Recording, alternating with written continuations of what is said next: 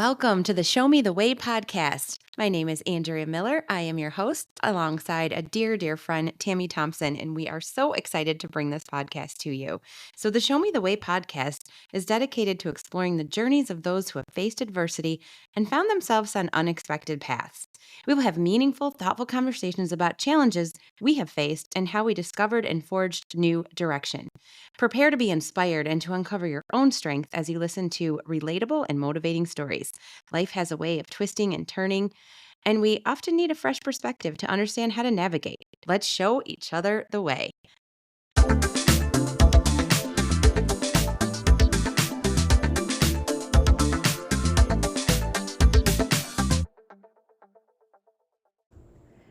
In our first episode, I want to kick things off by sharing my family story. I didn't really deal with much adversity as a child and even as a young adult. I truly had little perspective on coping with change and how to pivot until my second son was diagnosed with Duchenne Muscular Dystrophy. This is a progressive muscle wasting disease that currently has no cure. So as his friends continue to get stronger, my son's muscles will get weaker. Duchenne mainly impacts boys, and although part of a rare disease group, is more common than you think, affecting 1 in every 3,500 boys.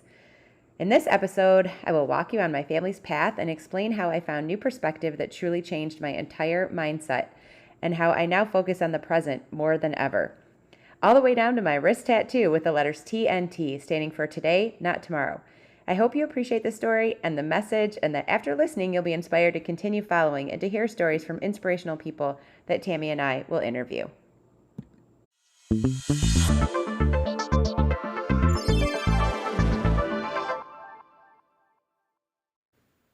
Yay, the first episode. I'm so excited to bring this podcast to you, and I just want to thank you for listening, and hopefully you'll like what you hear.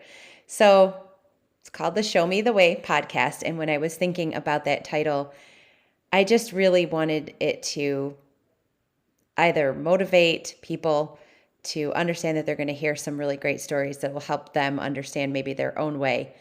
But also, I feel like I've been praying my whole life for God to show me the way. So you can think of it in a spiritual way like that if you would like, or you can just take these stories and just understand that everybody deals with adversity, and it's the perspective that they get from it that I really want to be able to share here. So again, I'm Andrea Miller, and I'm excited to be here with you.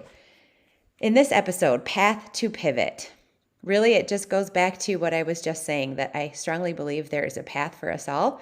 Again, spiritually or not, there's a path for us just waiting out there, and we can decide if we want to jump on it. If we fall off of it, we can decide to climb our way back to it and just continue to search for why we are here and how we are going to help others through the experiences that we have had. So what does pivot mean to you? To me, really, it's the point where you needed to make a change. Something happened. It doesn't have to be a major health issue. It doesn't have to be a major dramatic family issue. Just something caused you to change directions, to pivot, to have to follow a new path, or to take a turn to get to that path that is designed for you. I have not had much adversity in my life, I will say that. Growing up, typical. I am the middle of 3 girls. My mom and dad are married. They still are married. We lived in a 4-bedroom home. We each had our own bedroom. I wanted a dog and I got one. We went on family vacations. Overall, things were pretty typical. I really didn't know much adversity. A lot of my family members lived for a very long time. I had all 4 of my grandparents until I was in my 30s, which is really kind of unheard of. And it's terrible to say, but as I got older, I always thought, when is adversity going to hit our family? Because we've been so blessed and so fortunate, and we don't even understand what a lot of other families go through. Well, I wasn't asking for it, but adversity certainly found us. It just took some time. So I met my husband in college. We dated just typically like many people do. We decided we wanted to get married. So soon after we graduated, we made plans. We bought a house. We went back to school to get further education. we just had all these plans. Again, I thought I was right on that path where I was supposed to be. I didn't want to have kids right away. I was kind of nervous about it. We were pretty young when we got married, and most of my friends were either not even married or not even thinking about kids at the time. But once I finished my master's program, it had been 5 years. My in-laws were asking. My husband is an only child, and the question was, are you guys going to have kids? When are you going to have kids? So I got pregnant with my first son pretty quickly. I thought maybe it would take a little longer, and it was like, wow, guess what? We're pregnant. I was very nervous at the time, but what a blessing. I mean, thank God it all worked out the way that it did. I knew that I wanted another child. I wanted my son to have a brother or sister. I grew up with siblings. I wanted him to have the same. Perfect timing. I got pregnant again. We were expecting another boy, and they would be about 3.5 years apart. So it really kind of fell into place. It was perfect. It was exactly what I wanted. We felt very, very blessed. I'll tell you, I thought I was going to have 2 sports playing kids, 2 soccer players, 2 runners. My older son he had so much energy. He was walking at 11 months. He was ready to go. So I thought, oh, I'm going to have 2 sports kids. My husband's really into sports. I played sports. I thought, we're going to have this typical sport family, count us in, count me a soccer mom. Nathan was very different, and I just had to keep reminding myself, they're not the same. No kids are the same, even if they're raised from the same parents. So I made up a lot of excuses, and I don't even want to say excuses. I just kept telling myself, he's very different from his brother. You have to stop comparing. So he didn't walk until he was 18 months. He never really crawled, and as he continued to get older, he really didn't hit the same milestones that I recognized with my older son. Again, I had to keep reminding myself, they're different. They're very different. You can't compare. Stop doing that. You don't want your parents to compare you to your sister, so don't do it to him. I also thought he was really smart because he would often ask his brother or me to go get things for him. I'm like, he knows what he's doing. He has us all manipulated. And let me tell you, he is so smart doing the same things to this day. And today he's 15 years old, so he's learned.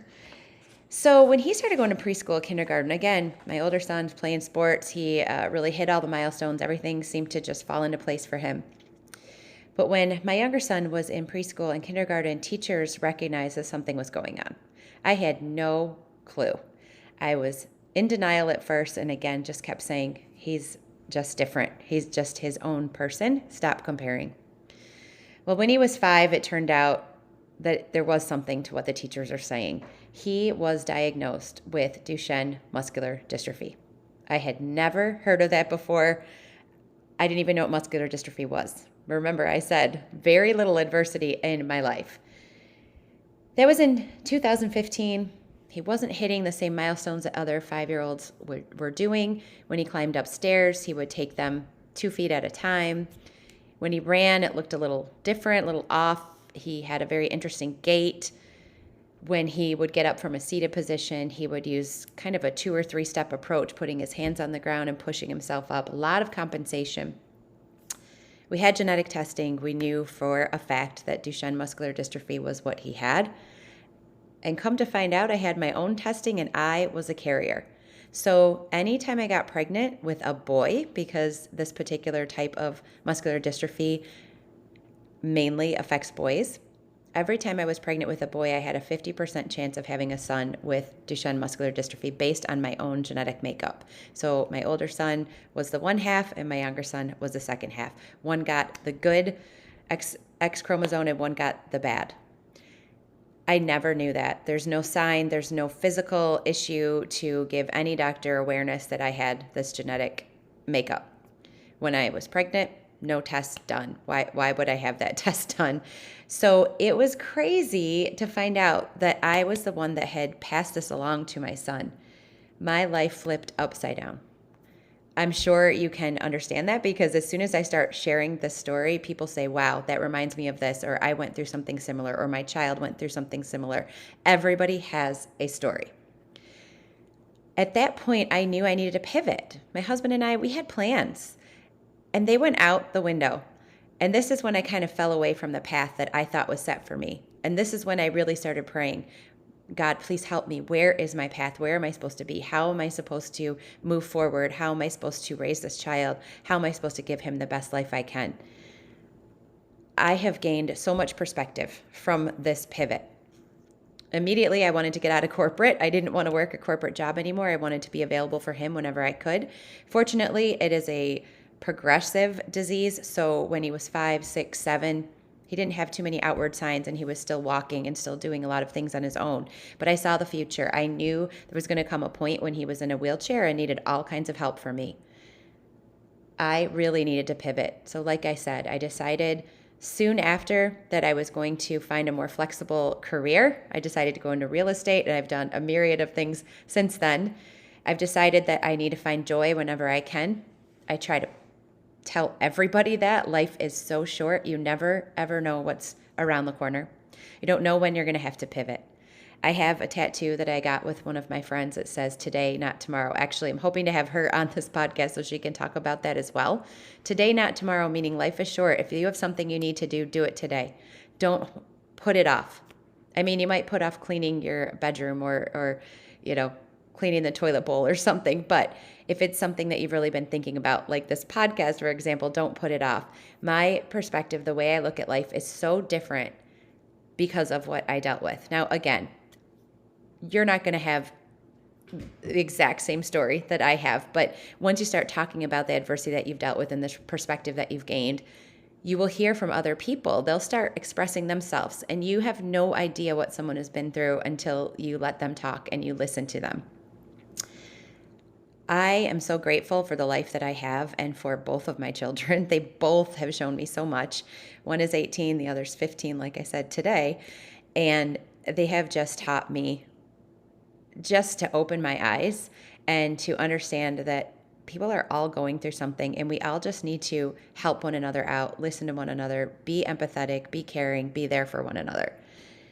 I have learned that even if you have a path, you probably are going to have to change it. When you're young, when I was in college, people would say, "What's your 5-year plan?"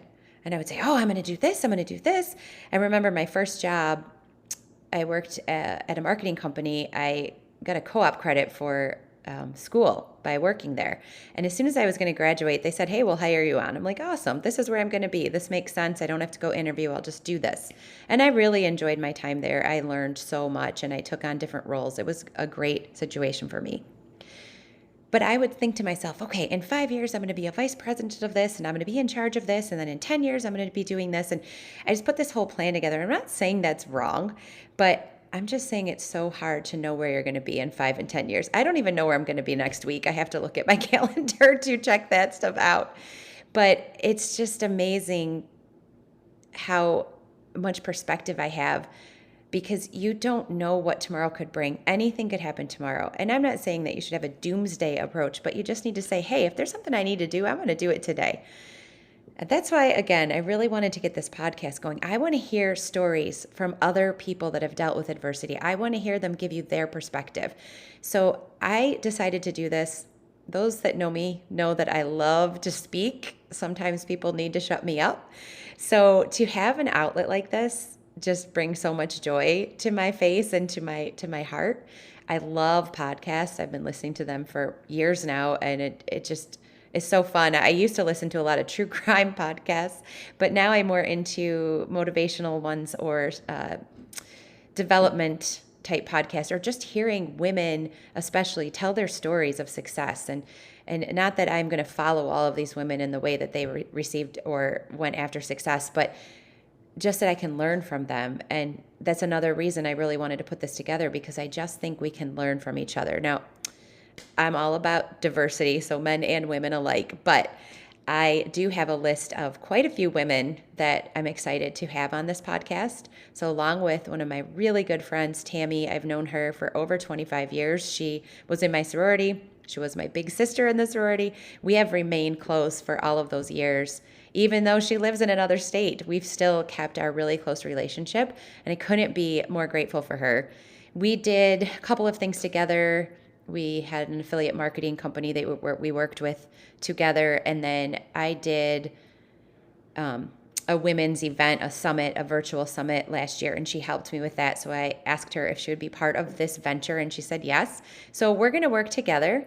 We're going to hopefully bring you a weekly podcast with different stories where people share the adversity that they went through. They will share their stories, the goods and the bads, the positives and the things that went wrong. They will tell you how it changed their perspective. I am going to interview with some general questions, but I'm just going to let these people speak. Like I said, mainly women so far, but over time, I'm sure we will have men on as well. I just have a lot of influential and motivational women in my life. So, of course, I thought of a bunch of people that I knew right away. So I hope that you will find these stories interesting. I hope that they will bring you some perspective. I hope I brought you some perspective today. Nathan is a spitfire. He has such strong will. He is so smart. He's very sassy, keeps me on my toes, but I cannot imagine where I would be if I didn't have what he has brought me. He is full-time in a wheelchair. He has been to a bazillion appointments. He has seen so many different doctors, traveled many different miles, been poked, prodded. He was part of a trial for a medicine that could hopefully delay some of the issues that come up with Duchenne.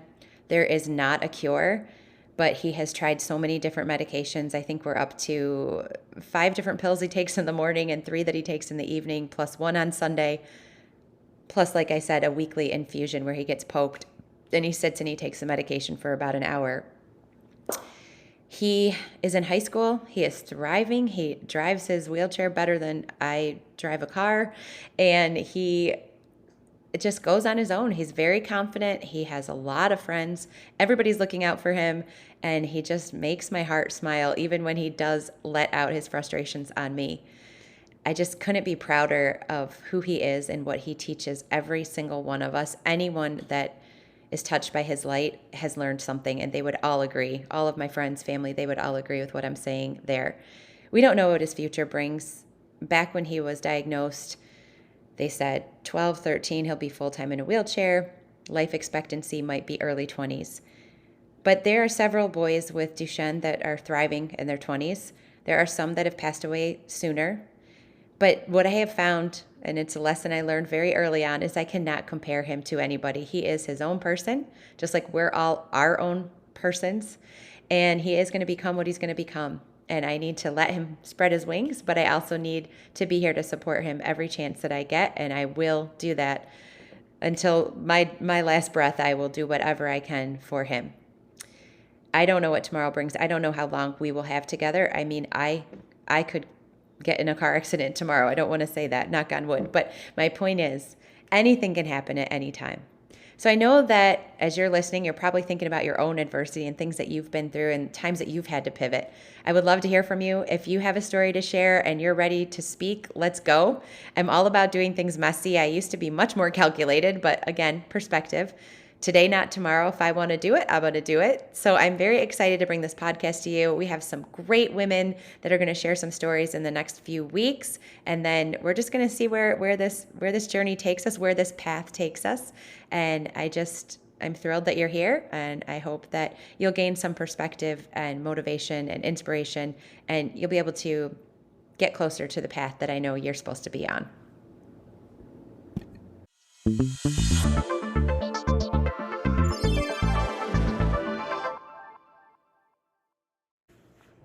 Thank you for joining us for the Show Me the Way podcast. We truly appreciate you tuning in to today's episode about overcoming adversity and finding your path. We hope it brought you new insights, empowered you with perspective, and inspired you to find joy in your journey. If you enjoyed this episode, don't forget to subscribe and share it with someone who could use a little motivation. Until next time, keep seeking the light and showing the way.